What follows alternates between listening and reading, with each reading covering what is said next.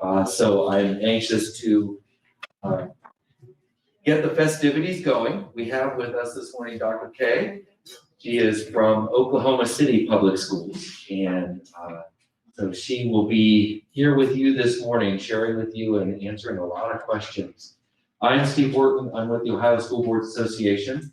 It's been my privilege to work with this board through this process and to see it through to the end. So within these next 4 days, we're going to have an opportunity to meet with 4 different finalist candidates.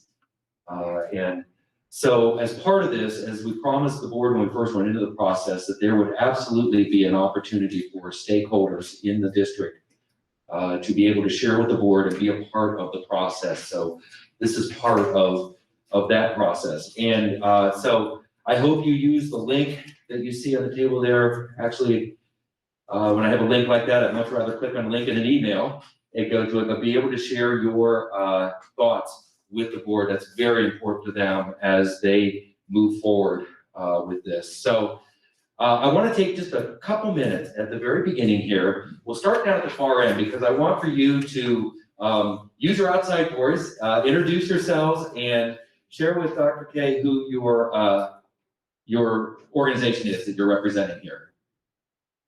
Good morning. My name is Teresa LaGreer, and I'm the president and CEO of the Akron Urban League. And is that it? That's it. Thank you. Thank you. Good morning, I'm Amy Wade. I'm the interim executive director of the County Summit Alcohol, Drug Addiction, and Mental Health Services Board. My name is Joe Kidder, and I work with the GPD Group. We're the architect that built all this. Morning, I'm Sue Lacey, the president of Connexus NEO.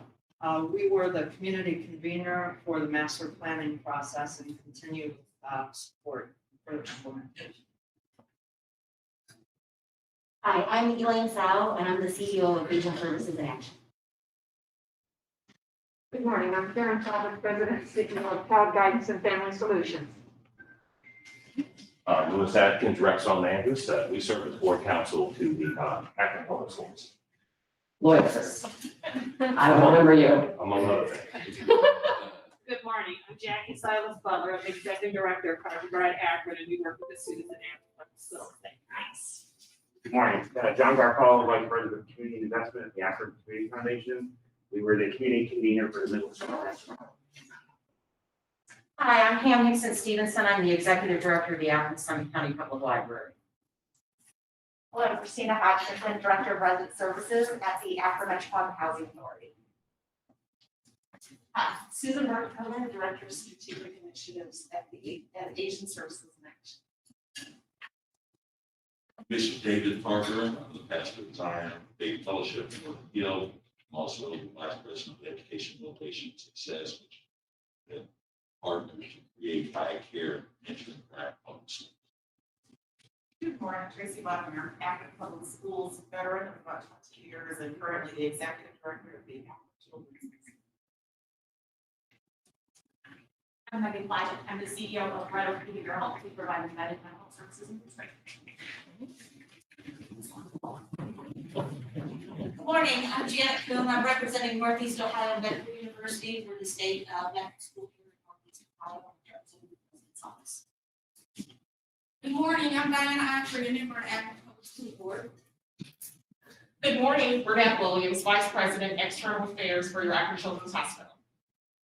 Good morning, I'm Pat Scheich, I'm the president of the Akron Education Association. Is that everybody? Fantastic, thank you. And thank you again so much for being here this morning.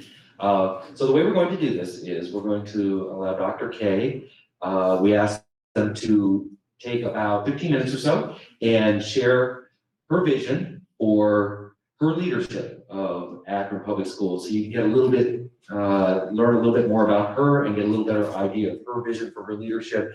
And then we're going to open it up. I have lots of questions that you submitted. Thank you for submitting those. And we'll have an opportunity to ask those in following the presentation. Stay inside the red line. I have to stay inside the red lines. I know that's hard to do. This is for the YouTube presentation. You're putting me in a cage, Josh. I'll forgive you. So take it away. All right, good morning, Akron Community Partners in Action. Board Member Autry, I knew I recognized half of your face. I'm glad to see you this morning. I am thrilled to be with you this morning. My name is Rebecca Kaye. My preferred pronouns are she, her, and hers. And I am excited to be here to learn more about Akron, our schools, and our young people. Oh.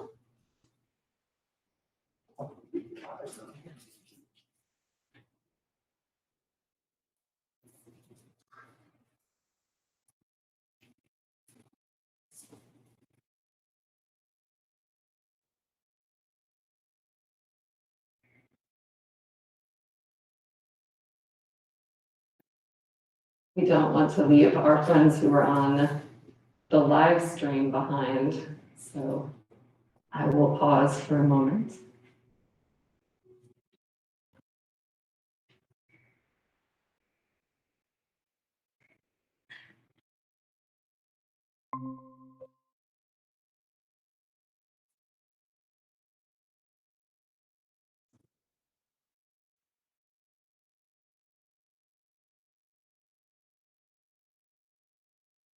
Back in business?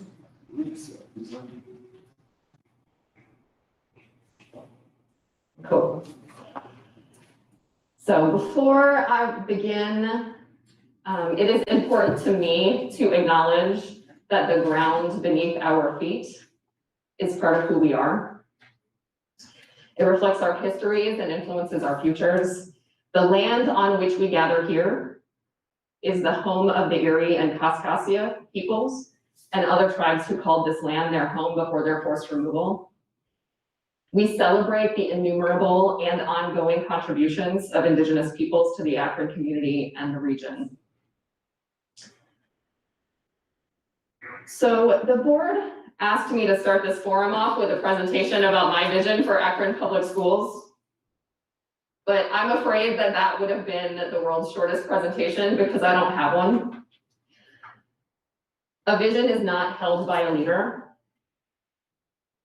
on her own anyway. A vision is held by a community. It's held by you. And I have more questions than answers about that at this point. So spoiler alert, if you think that this is a test of how much I know about Akron, I'm going to fail. I've been here since 8:06 p.m. last night, and this is the first time I've ever been to Akron before.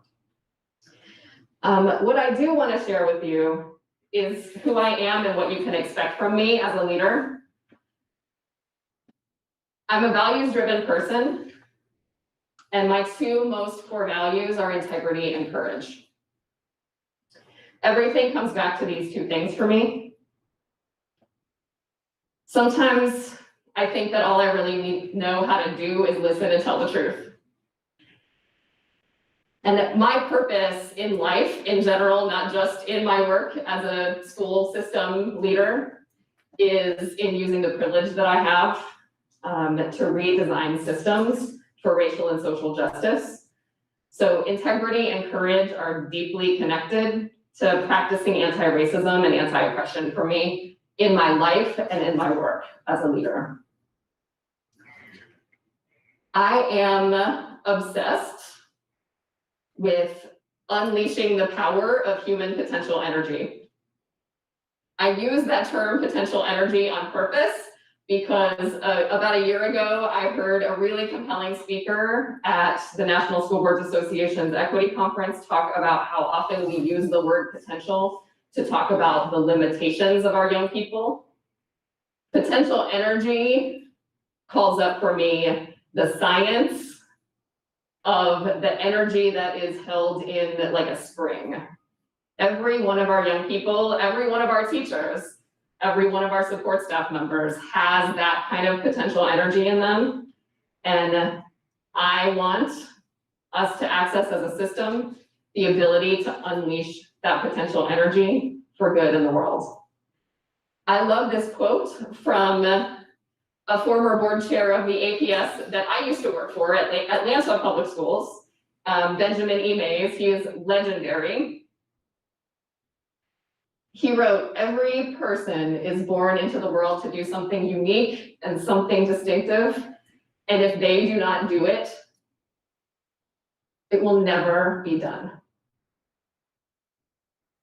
And I think every day about how many young people come through our schools, whether in Oklahoma City or Akron or Atlanta, whose something unique and something distinctive will never be done because of choices that we have made about how the system is designed for kids. This calls us, I believe, to think differently about schooling.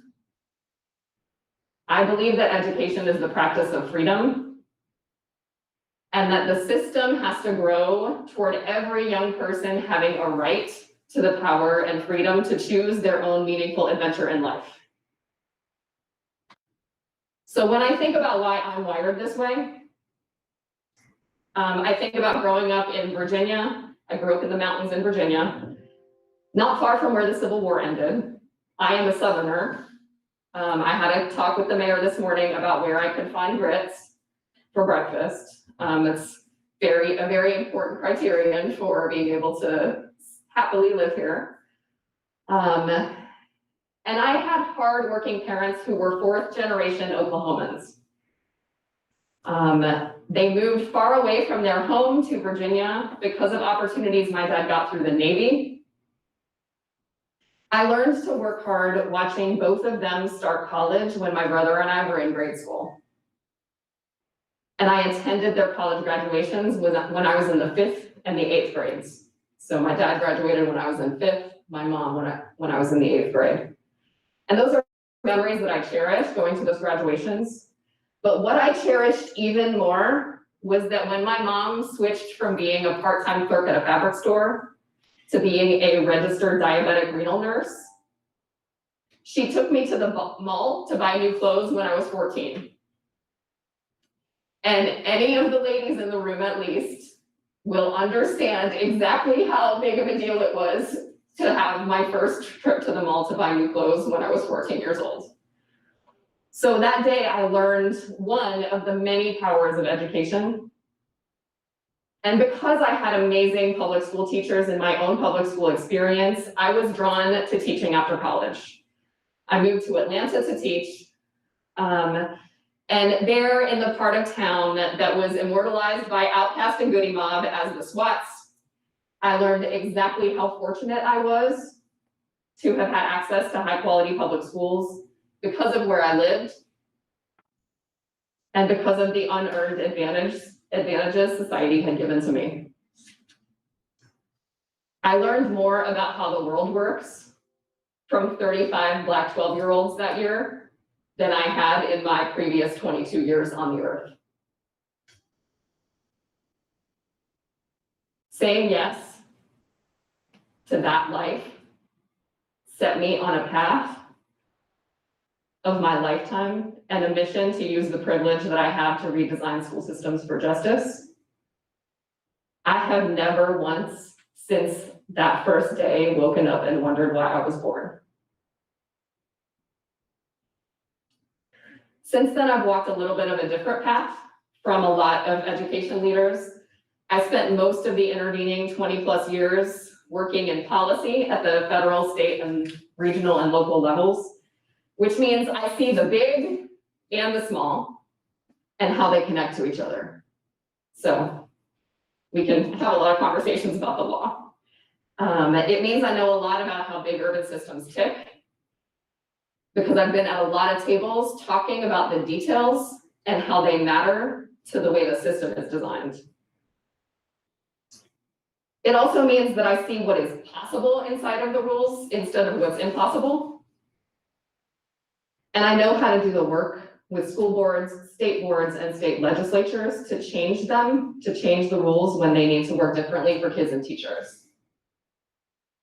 As I moved into executive leadership in Atlanta and Oklahoma City, I leaned into into building power with instead of power over, power with our community to tackle big, wicked problems.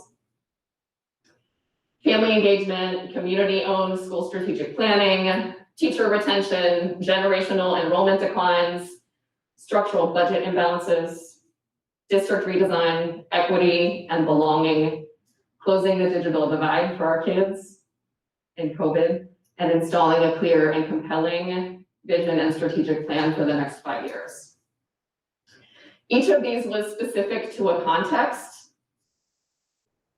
So none of those things are plans that you can uproot from one place and put them in another place. But I know a lot about how to do this work with trust, caring, and collaboration. So one example, this is my friend Carmen. I cut my hair, you guys probably noticed. Global pandemic is not a super good time for new headshots. This is my friend Carmen. 3 years ago, we were at the Oklahoma State Capitol for the historic Oklahoma teacher walkout. If you haven't heard of it, you might have seen this on CNN, you can Google it. At the time, Carmen was a school secretary at Edwards Elementary School, which is in Northeast Oklahoma City. Northeast is our historically African-American part of town. Carmen and I got to know each other because she was a parent and a support staff member and a Girl Scout troop leader who was part of a Northeast task force, which was a community-driven team that designed some solutions and improvements for our schools where enrollment and performance had been declining, primarily serving African-American kids. I'm proud to say that today we've made significant progress on 7 of the 8 recommendations that team made. But my point actually is that Carmen was the inspiration for a diverse teacher pipeline that we have put into place as part of our program in Oklahoma City Public Schools. I think that my second picture isn't working very well, but here I actually took a picture of her face on an advertisement in the airport yesterday in Oklahoma City, a picture of her in her graduation cap and gown because she graduated with a degree in education. And she is now a teacher of pre-K students at Martin Luther King Elementary School in our district. So this diverse teacher pipeline, which Carmen was the inspiration for me, brings our support staff members who are already committed to our kids, who already know our communities, and supports them to and through college so that they can become teachers in our district. We're currently doing the work to close the loop so that our graduates can get into those paraprofessional roles and get supported in living wage jobs with health insurance through college to become teachers in our district. So that's just one example of what that means for me. I am also here because my mentor, who was a National Superintendent of the Year, God rest her soul, told me years ago when I shared that I was feeling called to the superintendency. She said, and she had a very, very cute Jamaican accent and I can't do it. She said, I need you to do it because if people like you don't say yes, we're not gonna fix this. This is my something unique and something distinctive. I am also here because I've noticed a few things about Akron. And I really need your feedback on this part. So we are going to play a little game that we call in the education world Fist to 5. So it's kind of like taking a survey with a Likert scale, except you use your fingers. So fist means you got that completely wrong. That's bananas. That is not what things are like here in Akron. 5 means, yeah, I strongly agree with that. That is what things feel like here in Akron. Anything in between is also fair game. Please only use fingers that are polite. You ready? So here's a test, Fist to 5. Rebecca's jacket is yellow. I see some strong agreement. Okay, cool. I think we got it. So Fist to 5. My first noticing There is a lot in Akron Public Schools that's going really well. Dr. James and Dr. McWilliams-Woods have done a remarkable work building a solid foundation and raising the floor of opportunity for our young people. I would name college and career academies, next generation learning, progress on our graduation rate. All of those are examples of this. So fist of 5. I think I saw a lot of answers already. Okay, it looks like I am on track on that one. Thank you for your feedback. Number 2. The school board and the community appear to share my anti-racist values and my belief that equity is a verb, meaning it's something that we do, it's something that we practice. The historical roots of justice are here. I mean, to be able to stand on the spot that Sojourner Truth said, "Ain't I a woman?" Is incredible. And I have a hunch that Akron is ready to do the uncomfortable work of walking the talk of equity. Fist of 5. Did I get it right? Close. That one is maybe we have less confidence that that is true than others, but we average above 3, so directionally correct. That's helpful. 3rd, there is still work to do. Opportunity and student outcomes are still predictable based on social factors, and some students have been affected more profoundly by the challenges of the pandemic. There are systematic barriers to tackle that we need to address to redesign the system for justice and equity. Fist of 5. Okay. Similar to the last one, some 5s, some 4s, some 3s, but directionally correct, but I need to learn more about what's going on with that. So that's helpful to know. Thank you for playing that game with me. It's hard to be able to tell from the outside of an organization what it really feels like to be there. But I am really intrigued and energized by the idea of being part of this and learning more about how I can refine my beliefs and understandings of what's happening in the district. I think it's really important for me to be upfront that I am not perfect. I make mistakes. But I believe that that's how we learn. And if we aren't making mistakes, we're not working on big enough problems. So I also believe that my job is to get it right, not to be right. And I call her Saint Brene in my head, Brene Brown, Dr. Brene Brown would say, we're here to get it right, not to be right. And I want to share, as I turn toward closing and shifting to your questions, a short video that I believe illustrates what I think is going to be happening or what needs to happen here in Akron. Right before you start that, they're saying that YouTube is frozen. Oh. Oh, it started. You might need to pause it.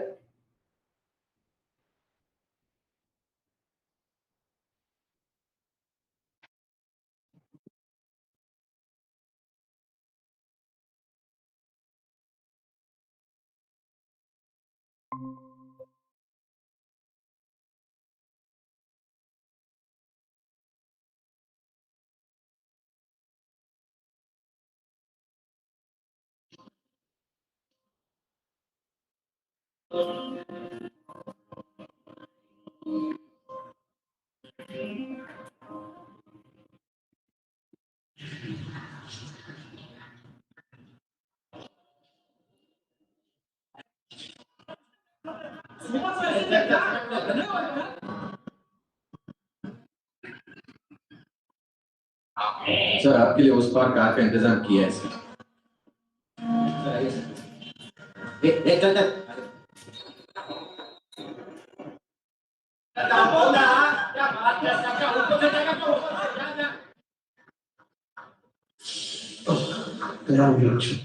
I hate this company. कुछ करो ना। मेहमान जाके क्या उखाड़ूंगा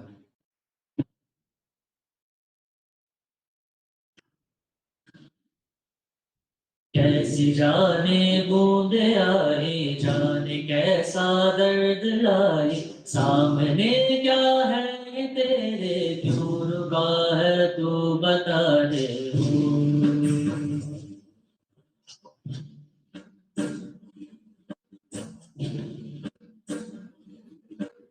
कौन तुझको पार लेगा कौन होगा वो मसीहा जिसे तू ढूंढता है वो ही है तू वही है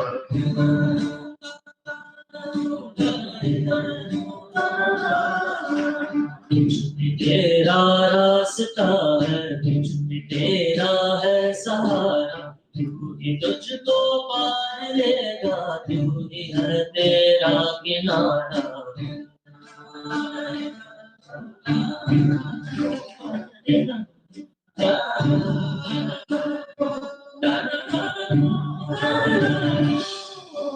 तुझमें तेरा रास्ता है तुझमें तेरा है सहारा कि तुझको पार लेगा तू ही है तेरा किनारा से घूमता है तू ही है तू ही है तू ही है तेरा मसीहा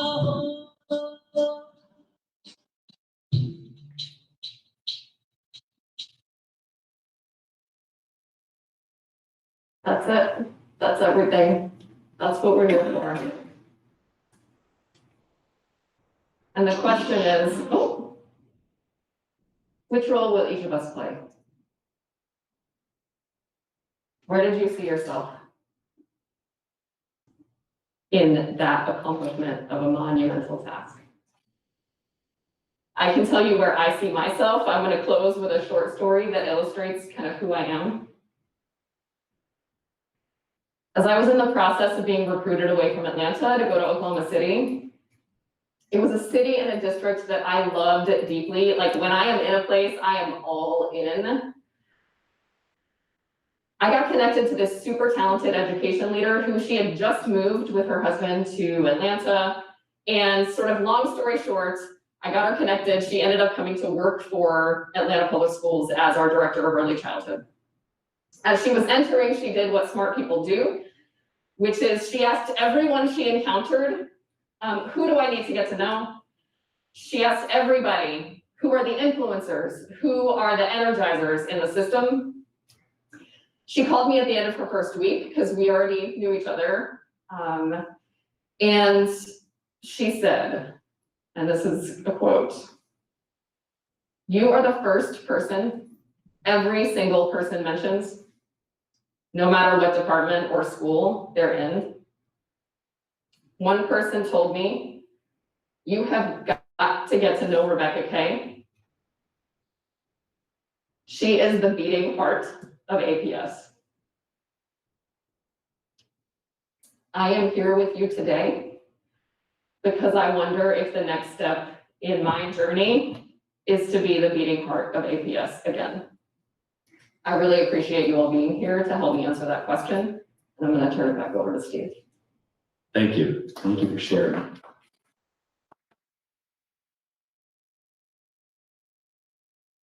Now that we've learned much more about Dr. Kaye, you all have submitted lots of tremendous questions here. I've highlighted some, and I want to get to as many of them as I possibly can. So are you ready, Dr. Kaye? Shoot. All right. Let's go. Question number one. Summit County, Akron is an extremely service-rich and collaborative community. How would you go about meeting and determining which partnerships to pursue or strengthen and why?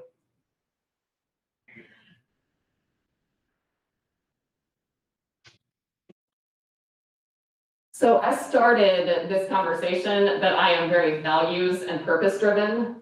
And so I think that the first two things that I need to do are get really clear with our Board of Education and our community about what the vision is, what our top priorities are. They have already set 3 top priorities around academic achievement, equity, and engagement.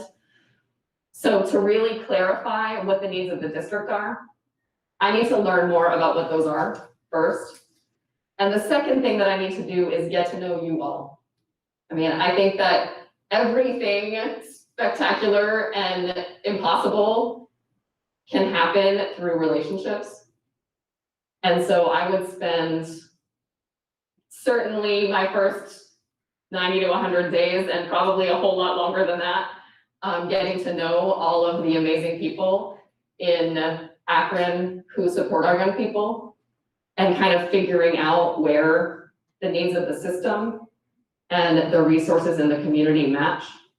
I had a conversation with the mayor this morning about something that we have in Oklahoma City, which is a formal compact that meets on a regular basis, that is a collaboration of our school districts, the city of Oklahoma City, our United Way of Metro OKC, our chamber, and the Foundation for Oklahoma City Public Schools.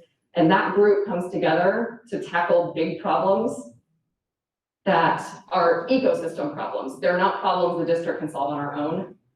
And it seems like Akron is really ready to formalize some of that work. I know that there are a lot of formal partnerships already around the college and career academies. But I would be looking to figure out more ways to make sure that the right folks are around the table for us to start to break down the barriers between the schools and the community. Thank you. Thank you. What is your philosophy as it relates to aligning major systems such as education, housing, health, and collectively support and serve shared families? Which systems do you believe could align and or already aligns with the education system?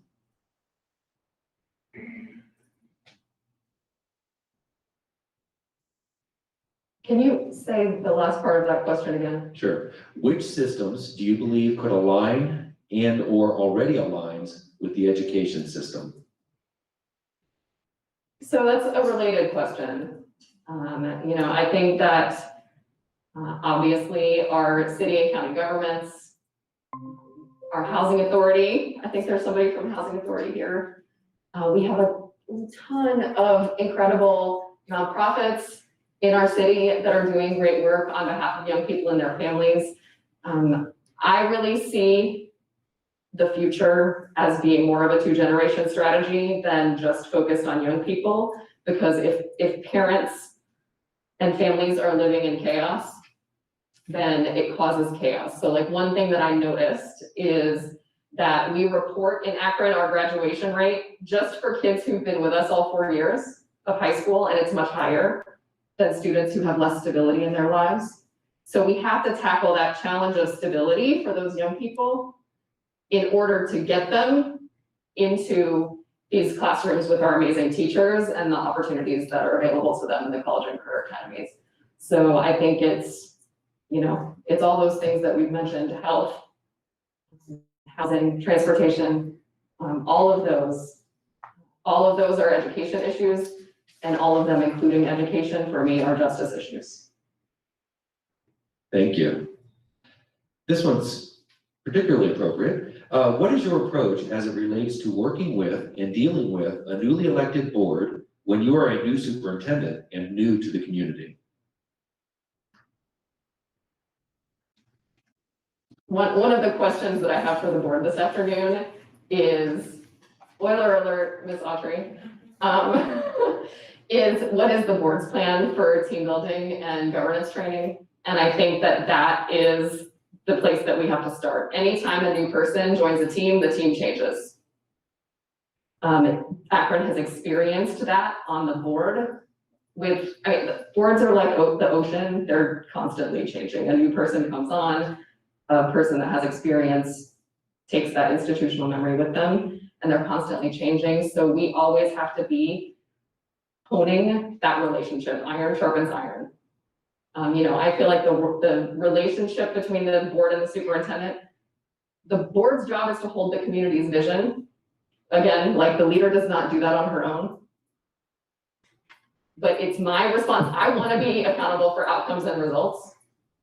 And so that means that the board needs to tell me why we're doing what we're doing, get confirmation with them on what we're doing, what results and outcomes we're trying to go for. And then it's the administration, because The superintendent is not a team on her own either. It's the administration's job to come up with the plans for how to reach that vision. So. Thank you. If selected as APS superintendent, what is your plan for APS college and career academies? Like many things, and probably like many answers to many questions today, my answer is gonna be to learn more about what it feels like to be in them. There is clearly a lot of good happening in the college and career academies with the innovative way we're thinking about place-based learning, learning that is connected to the real world, community partnerships, building relationships for young people who come from neighborhoods and communities that have been systematically blocked from opportunity, connecting those students to networking opportunities to build relationships. Like, that is great stuff. And I do not want to mess anything up, which means that I have to go slow and understand what's happening before we think about what comes next. But I also believe that schools constantly have to be in motion. And I see, for example, I know Dr. James talked about the college and career academies in his State of the Schools address. And there are a lot of really great talking points about working with business communities, working with workforce needs. But I would hope that we could take the next step to really center the needs of young people, to hear their voices, what's working for them, what are the challenges that they're experiencing, how can we get out of the trap of school being about like creating workers for businesses, and shift to thinking about school being a place where young people found, like what I did in a public school classroom, their purpose and the thing that makes them never wonder why they were born. So, I think that requires us to kind of think differently about the way we build relationships. That's a long game. And it calls into question some basic tenets that all of us get trained in, like, that my worth is my productivity. I struggle with this all the time. I don't know who else in the room might, just feeling like if I'm not doing something productive, I'm not doing the right thing. So I would hope that we could think about envisioning that future for kids, and how do we keep evolving the schools to get there. Thank you. Where do you believe you can make the most impact for the district in your first 6 months?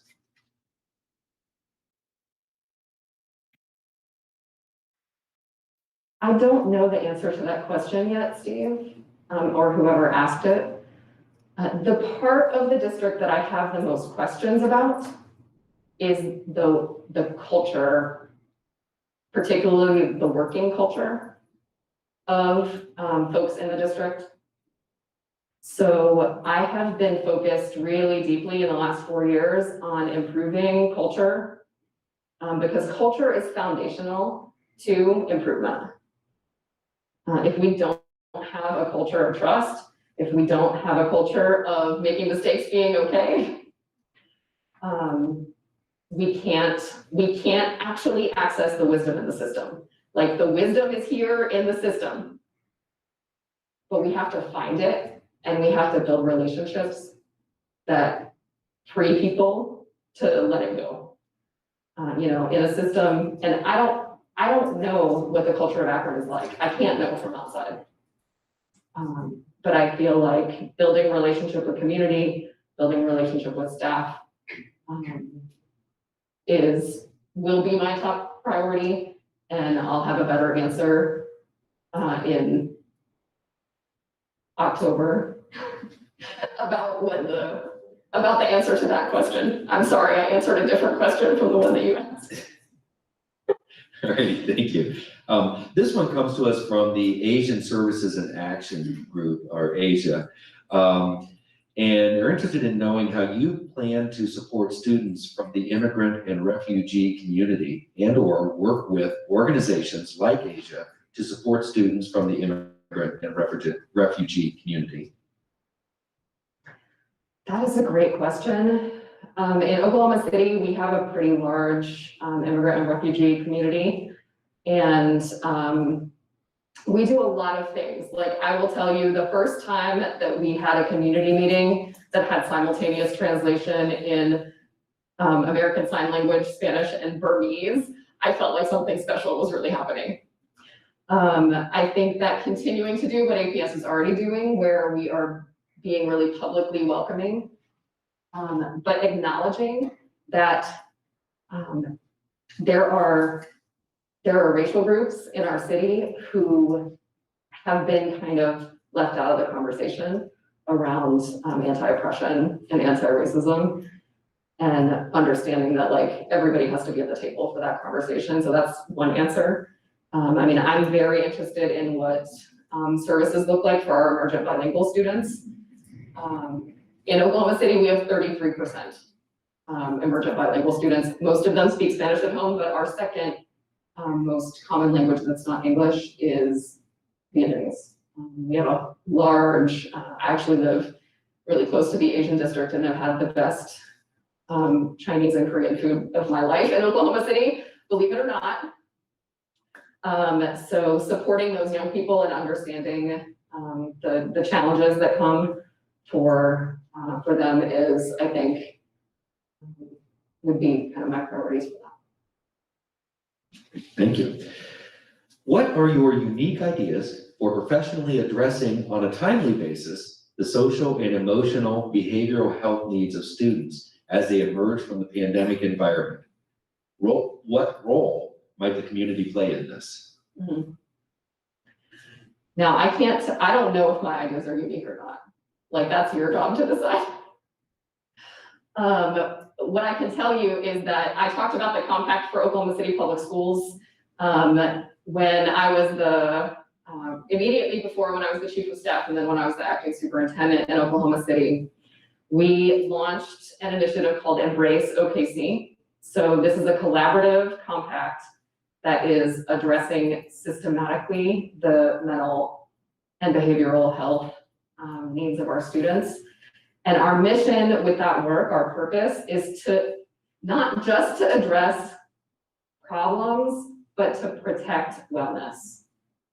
So I think that is a really important part of the conversation. And the very most important part of that, like, I always start a project like that with guiding principles, like what are our beliefs about what is important to build this work on.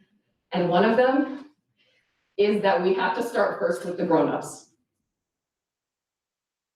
So if we are not addressing the social and emotional wellness needs of our teachers, our support staff, our counselors, our principals, our cafeteria workers, our bus drivers, I mean, we all have been through a global pandemic. And it's still happening every single day. And mental health was already a pandemic before the global pandemic started, and these issues are layering on top of each other. You know, I could talk about how I believe that is also deeply connected to racial justice because of the historical trauma that's in our DNA, and because of the ongoing trauma that still happens with systems that are designed to create barriers, as well as kind of individual mindsets that perpetuate microaggressions and other forms of discrimination that limits kids' opportunities in schools. So it's a complicated question, but that's where I would start. Thank you. How will you go about continuously monitoring the pulse of parents, staff, students, community leaders, and others in assuring that APS is meeting the needs and adapting to change? First, I am a big believer in management by walking around. It is really important to me. So when I was the acting superintendent, I reserved half a day a week in my calendar to be in schools. I would hope at the beginning here that it would be at least that much, if not more. It can be really hard with a lot of the demands on time, but I carved that time out. Honestly, it is as much about my social and emotional wellness to see young people and to engage with young people as it is that I know that staff need to see me and need to know that I am a person and you can talk to me. I have 2 little boys and a husband who is amazing. They are 8 and 11, and we will be in the community. We love going to all of the festivals and school events, athletic events, and so we will be out and about. I do also believe that there need to be informal and formal structures for feedback. So, you know, like we need to be doing employee engagement surveys and family engagement surveys and student engagement surveys to have those data that we can track over time. But more importantly, like when I was the acting superintendent, I would send out a note to the principals that said, hey, y'all, next Tuesday morning from 7 to 9, I'm gonna be at this coffee shop if you wanna come chat. And your boss doesn't need to know that you came. So, formally, I also have set up student advisories, teacher advisories, family advisories to make sure that we have those formal opportunities to, especially if we have like a big strategic thing that we're working on. You know, I always, whenever I work on a policy, I always want to get the feedback of the employee organizations or unions before I even think of it as half-baked enough to talk to the board about it. So having those formal committees is really important too. And having opportunities, like I can talk more about sort of how I manage my team, but like skip level meetings where I have formal meetings with the people who report to my direct reports so that we have relationship, I can build capacity there and just keep my finger on the pulse of what's happening on the team. So I could go on with that, like that kind of capacity building and that kind of relationship building, I think is kind of the foundation of everything. So I have a whole lot. I have way too much for this time to say about that, so I'll stop. In your research and or understanding of the Akron community, not the district, the community, what has surprised you, if anything?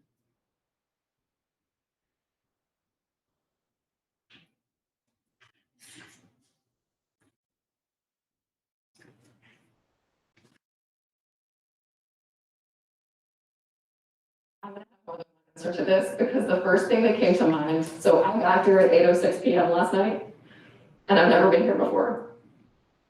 So I got here in the dark.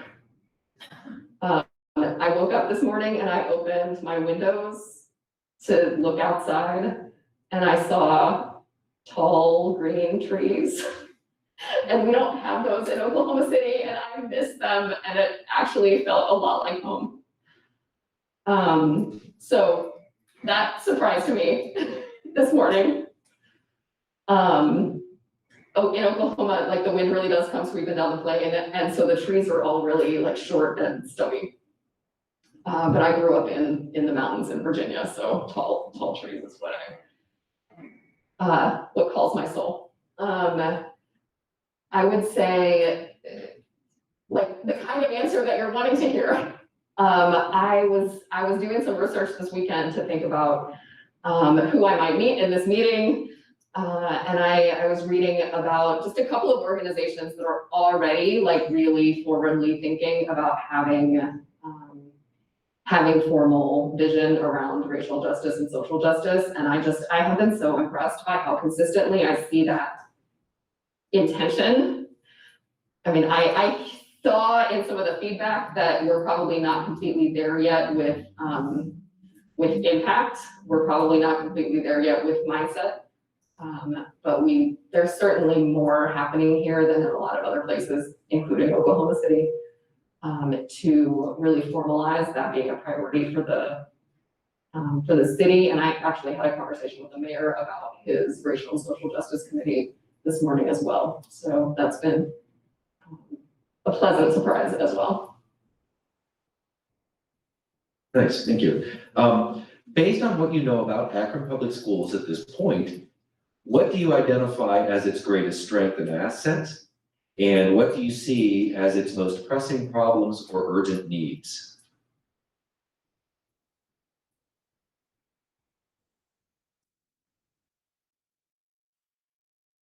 Assets and needs in the schools or in the community? In the schools. In the schools. So my answer to assets in the schools will always be young people. Like you saw in my video, the children will lead us. We have to listen to them.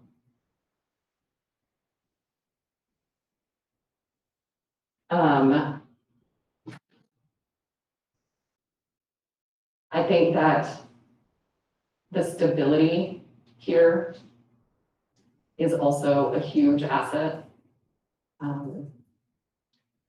When I became the acting superintendent in Oklahoma City, I was the 13th person who sat in that chair since 2000. Which means my boss, because I did not apply for the job, I did not seek it. My boss became the 14th superintendent in 18 years. And one of them was there for 5. So if you take him out of the mix, there were like 13 superintendents of 12 years or something ridiculous.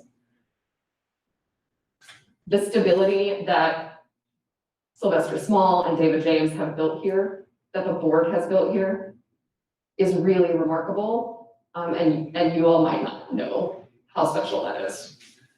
There's been great work and great kind of visionary, forward-looking leadership coming not just from the district and the schools, but from the community, and that's huge. Like, the conditions are all here. But the greatest challenge, I think, and is that it feels like, and I don't know that I'm right. Everything that I say about Akron is possibly wrong and definitely incomplete. Like, I know that that's true. Looking at it from the outside, it feels like a 1,000-piece jigsaw puzzle, and I don't have the box. Like, I don't know what the picture on the box looks like to be able to put the puzzle together. So I feel like part of that, managing by walking around, meeting people, building relationship, getting into a team relationship with the governance team, really understanding the board's vision for where we want to go and what our priorities need to be, will help us to figure out what picture's on the box. Is it a mountain scene? Is it a pony? Is it Darth Vader? I don't know. I don't know what picture's on the box, but I have a hunch that it's really beautiful. But possibly wrong and definitely incomplete. What about the district's most urgent needs from your observation and research so far?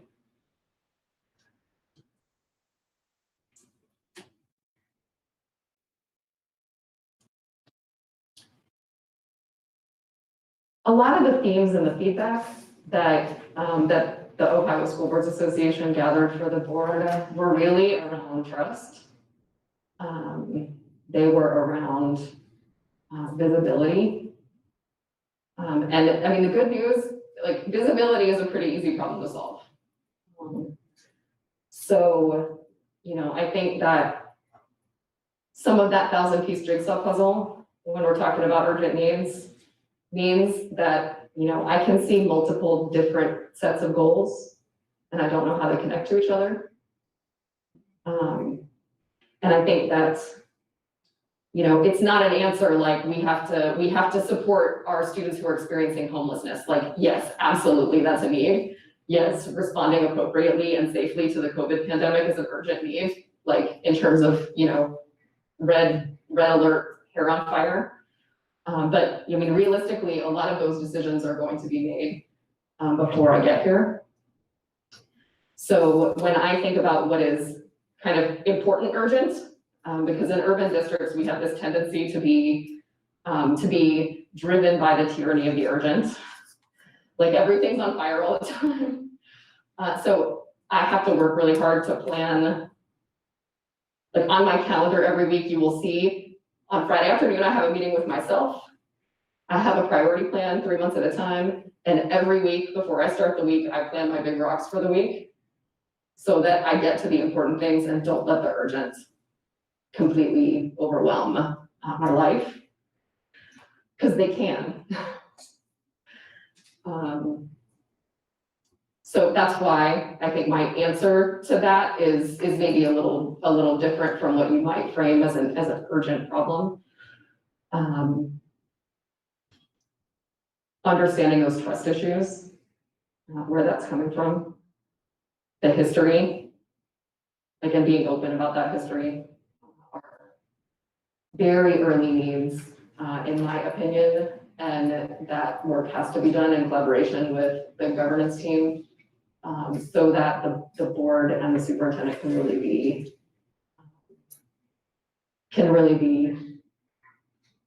like a single unit speaking with one voice. If we can get there, the rest, like, it's gonna be hard, but like, we can go far together. But we have to get together first. Right, thank you. And I think we have time. I want to get to this one last question here. What will be your approach to addressing and or acknowledging social justice and violence issues that are in the forefront of our community and nation that have both direct and secondary traumatic impacts on staff and students? I think I've already talked somewhat about that question, so I'm not going to repeat myself about kind of protecting social and emotional wellness for staff and students. But I think, I feel like this is one area where school systems can really be leaders in leading, in being the host in the community of a conversation. Like police in schools can be a deeply divisive issue, but it doesn't have to be. If we can be honest with each other, that for some of our young people, they can walk into a school and see a police officer and it makes them feel safe and protected. For some of our young people, they can walk into a school and see a police officer and it feels like terrorism. Like both of those things can be true at the same time. And we have to hear each other in order to come up with a plan and move forward. So I am